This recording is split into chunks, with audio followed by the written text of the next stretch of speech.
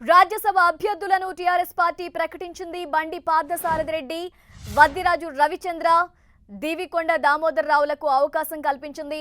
Hetero pharma అధినేత బండి Parthasarathi Reddy, Gayatri granites అధినేత వద్దిరాజు రవిచంద్ర, వ్యాపారవేత్త దీవకొండ దామోదర్ రావుకు ఛాన్సులు దక్కాయి. చివరి వరకు వినిపించిన ప్రకాష్ రాజ్ పేరు వినిపించలేదు.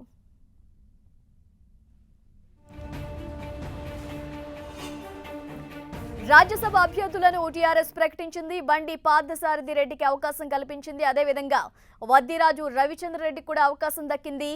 దీవకొండ దామోదర్ రావులకు అవకాశం ఇచ్చింది టీఆర్ఎస్. ఇక హెటెరో ఫార్మా అధినేత బండి పార్థసారథి రెడ్డి, గాయత్రి గ్రానైట్స్ అధినేత వద్దిరాజు రవిచంద్ర, వ్యాపారవేత్త దీవికొండ దామోదర్ రావు పేర్లను టీఆర్ఎస్ ప్రకటించింది.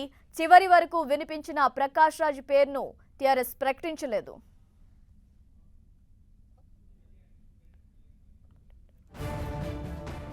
ఇదే విషయానికి సంబంధించిన మరింత సమాచారం మా తెలంగాణ ఇన్పుట్ ఎడిటర్ కళ్యాణ్ మరింత సమాచారం అందిస్తారు. కళ్యాణ్, దీనిపై మీ విశ్లేషణ. ఝాన్సీ, మొత్తానికి ఇప్పటి వరకు కూడా చాలా సీరియస్ గా రకరకాల పేర్లు పరిశీలనకు వచ్చాయి. అయితే చివరికి 3 పేర్లను సీఎం కేసీఆర్ కొద్దిసేపటి క్రితమే ఖరారు చేశారు. ఇందులో మనకు ముఖ్యంగా హెటెరో డ్రగ్స్ అధినేత పార్థసారథి రెడ్డి, ఖమ్మం జిల్లాకు చెందిన అతను. ఇతనికి టీఆర్ఎస్ పార్టీ తరఫున రాజ్యసభ అవకాశం దక్కబోతుంది. ఈయన చాలా రోజులుగా కూడా టీఆర్ఎస్ పార్టీ నేతలకు చాలా మందికి సన్నిహితుడిగా ఉన్నారు. టీఆర్ఎస్ పార్టీకి ఆర్థికంగా సహకారం అందించే వ్యక్తిగా చెప్పుకుంటూ ఉంటారు. ఆయనకు ఈసారి రాజ్యసభ స్థానం దక్కింది.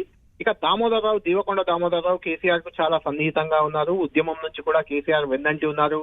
ముఖ్యంగా చార్టెడ్ అకౌంటెంట్ గా మొదట్లో ఉన్న దామోదర్ రావు ఆ తర్వాత వ్యాపారవేత్తగా మారారు. వ్యాపారవేత్తగా వివిధ ఆర్గనైజేషన్స్ లో కేసీఆర్ చెప్పిన ప్రతి పని చేస్తూ ముందుకు వెళ్తున్న వ్యక్తి. ఈయన కరీంనగర్ జిల్లాకు చెందిన నాయకుడిగా మనం చెప్పొచ్చు. అదేవిధంగా హెటెరో పార్థసారథి రెడ్డి ఖమ్మం జిల్లాకు చెందిన వ్యక్తి.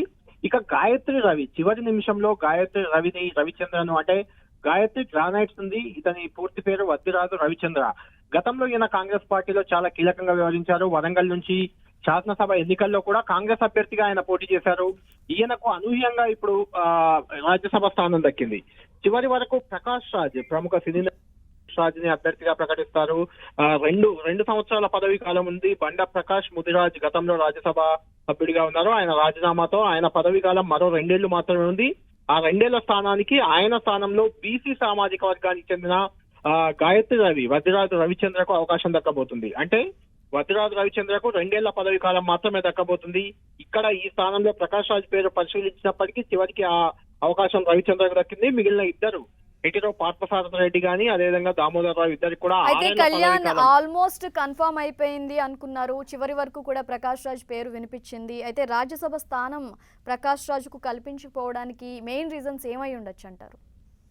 వాస్తవానికి జాతీయ రాజకీయాల్లో ప్రకాష్ రాజ్ ను చాలా కీలకంగా వ్యవహరించేలా ఈ రాజ్యసభ స్థానంలో అవకాశం కల్పిస్తారు. రాజ్యసభ అంటే పార్లమెంటు వేదికగా బీజేపీ విధానాలను ప్రకాష్ రాజ్ ఎండగడతారనే ఒక ప్రచారం చాలా పెద్ద ఎత్తున జరిగింది. ప్రకాష్ రాజ్ కూడా 2 రోజుల పాటు సీఎం కేసీఆర్ తో ఫామ్ హౌస్ లో భేటీ అయ్యారు. జాతీయ రాజకీయాలపై చర్చలు జరిపారు. దీంతో ఈ ప్రకాష్ రాజ్ రాజ్యసభ అభ్యర్థి అవుతారంటూ ఒక వాతావరణం కూడా క్రియేట్ అయింది. అయితే రానున్న ఎన్నికల్లో ప్రకాష్ రాజ్ ని తెలంగాణ నుంచి ఏదో ఒక లోక్సభ స్థానంలో బరిలోకి దింపాలనే ఆలోచనలో సీఎం కేసీఆర్ ఉన్నట్లు మనకు తెలుస్తుంది. మల్కాజ్గిరి లేదా సికింద్రాబాద్ నుంచి ఎక్కడో ఒక చోట ఆయన బరిలోకి దిగే అవకాశం అయితే కనిపిస్తుంది. ఈ నేపథ్యంలోనే ఈ 2 ఏళ్ల పాటు అంటే రానున్న ఎన్నికల వరకు కూడా ప్రకాష్ రాజ్ ని న్యూట్రల్ గానే ఉంచి టీఆర్ఎస్ పార్టీకి జాతీయ స్థాయిలో మద్దతు కూడబట్టే ఒక కోఆర్డినేటర్ లాంటి ఒక పదవిని ఏదైనా ఇవ్వాలనే ఆలోచన సీఎం కేసీఆర్ చేసినట్లు మనకు తెలుస్తుంది. అందువల్లే ఈసారి రాజ్యసభ స్థానం ఇవ్వకుండా ప్రకాష్ రాజ్ ఆపారు. ఆయన స్థానంలో వద్దిరాజు రవిచంద్రకు అవకాశం కల్పించారనే ఒక ప్రచారం జరుగుతుంది. మరొక ముఖ్య అంశం ఏంటంటే వద్దిరాజు రవిచంద్ర మొన్నటి వరకు కాంగ్రెస్ పార్టీ లీడర్ గా ఉన్నప్పటికీ ఆయన మంత్రి, కరీంనగర్ జిల్లాకు చెందిన మంత్రి గంగుల కమలాకర్ కు వియ్యంకుడు కావడం విశేషం.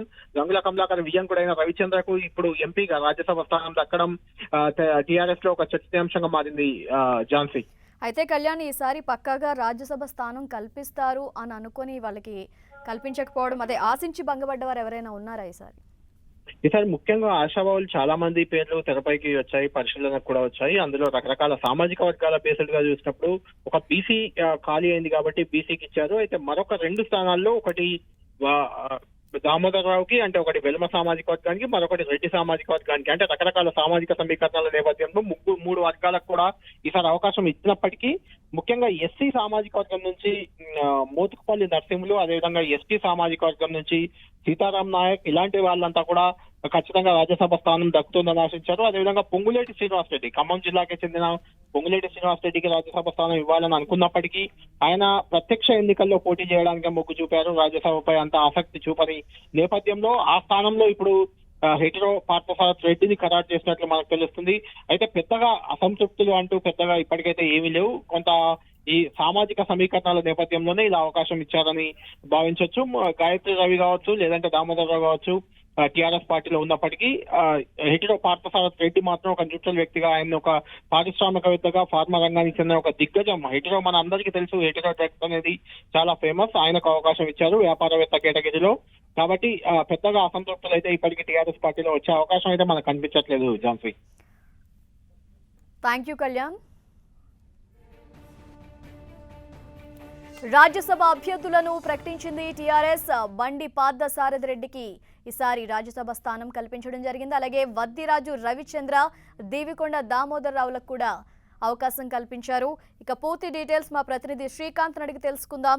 శ్రీకాంత్, టీఆర్ఎస్ రాజ్యసభ స్థానాలకు అభ్యర్థులను ప్రకటించింది అంటే అన్ని సామాజిక సమీకరణాలు కూడా బ్యాలెన్స్ చేసే ప్రకటించడం జరిగిందా? సంధ్య, సామాజిక సమీకరణలు ముందు నుంచి చెబుతున్నట్టు రెండు అగ్రవర్ణాలకు, ఒకటి బీసీ కానీ ఎస్సీ కానీ ఇస్తారనుకున్న అభ్యర్థులను ముఖ్యమంత్రి కేసీఆర్ నిర్ణయిస్తారని అంచనా వేశారు. కానీ అంటే అనుకున్నట్టుగానే రెండు అగ్రవర్ణాలకు చెందిన నేతలకు దక్కాయి, మరో స్థానం బీసీకి దక్కింది. అగ్రవర్ణాల నేతలను మనం ముందు నుంచి చెప్పుకున్నట్టుగా దామోదరరావు పేరు ఖరారైపోయింది. అదేవిధంగా ప్రముఖ పారిశ్రామికవేత్త హెటిరో పార్థసారథి రెడ్డి పేరు కూడా ఖరారైపోయింది. ఇద్దరు కాకుండా అనూహ్యంగా బీసీ సామాజిక వర్గం నుంచి వద్దిరాజు రవిచంద్ర పేరు తెరపైకి వచ్చింది. గత ఎన్నికల్లో కాంగ్రెస్ పార్టీ అభ్యర్థిగా పోటీ చేసిన అనంతరం టీఆర్ఎస్ పార్టీలో చేరారు. రాజ్యసభ అవకాశం కోసం నిన్న మొన్నటి వరకు ఎక్కడ వద్దిరాజు రవిచంద్ర పేరు వినిపించలేదు. కానీ పార్టీ పరంగా ఖచ్చితంగా అవకాశం కల్పిస్తామన్న హామీ గతంలో ముఖ్యమంత్రి కేసీఆర్ ఇచ్చినట్టు తెలుస్తుంది. అందులో భాగంగానే వద్దిరాజు రవిచంద్రకు ఈసారి రాజ్యసభకు అవకాశం కల్పించినట్టు తెలుస్తుంది. బీసీ సామాజిక వర్గాన్ని పరిగణన దృష్టిలో ఉంచుకొని, అంటే వెనుకబడిన వర్గాల నుంచి పెద్ద ఎత్తున ఉండే మున్నూరు కాపు సామాజిక వర్గం కావడంతో వద్దిరాజుకు రవిచంద్రకు ఇప్పుడు అవకాశం దక్కిందని చెప్పుకోవచ్చు. అంటే మరో రెండు స్థానాలను పరిశీలించినట్లయితే రెడ్డి సామాజిక వర్గానికి చెందిన పార్థసారథి రెడ్డి రాష్ట్రంలో ఒక జాతీయ స్థాయిలో కూడా ఒక ప్రముఖ పారిశ్రామికవేత్త అని చెప్పుకోవచ్చు. ఫార్మా రంగంలో ఆయనకు ప్రత్యేక గుర్తింపు ఉంది. ఈ పార్థసారథి రెడ్డి గతంలో జరిగిన రాజ్యసభ ఎన్నికల సందర్భంగానే పార్థసారథి రెడ్డికి దాదాపు ఫైనల్ అయిందన్న ఒక ప్రచారం జరిగింది. కానీ చివరి నిమిషంలో సురేష్ రెడ్డి పేరు తెరపైకి రావడంతో పార్థసారథి రెడ్డికి అప్పట్లో రాజ్యసభకు పంపడం సాధ్యం కాలేదు. ఈసారి పార్థసారథి రెడ్డికి ఖచ్చితంగా పెద్దల సభకు అవకాశం ఇవ్వాలన్న లక్ష్యంగా పార్థసారథి రెడ్డిని ముఖ్యమంత్రి కేసీఆర్ ఎంపిక చేశారని చెప్పుకోవచ్చు. దామోదర్ రావుది కూడా దాదాపు ఇదే పరిస్థితి అని చెప్పుకోవచ్చు. గత రాజ్యసభ ఎన్నికల్లోనే చివరి నిమిషం వరకు ఆయన పేరు వినిపించిన, చివరి నిమిషంలో మారిన రాజకీయ పరిణామాల నేపథ్యంలో ఆయన పేరు కనుమరుగైంది. కానీ ఈసారి ఈ ఇద్దరికి ఈ రెండు స్థానాలు ఖరారైపోయాయి. మూడు స్థానాలపై ఇప్పటి వరకు జరిగిన ఉత్కంఠకు తెరపడిందని చెప్పుకోవచ్చు. సంధ్య, అయితే శ్రీకాంత్, ఎస్సీ సామాజిక వర్గానికి చెందిన మోత్కుపల్లి రాజ్యసభ స్థానంపై చాలా ఆశలు పెట్టుకున్నారు. అయితే ఎందుకు మోత్కుపల్లికి రాజ్యసభ స్థానం కల్పించలేదు?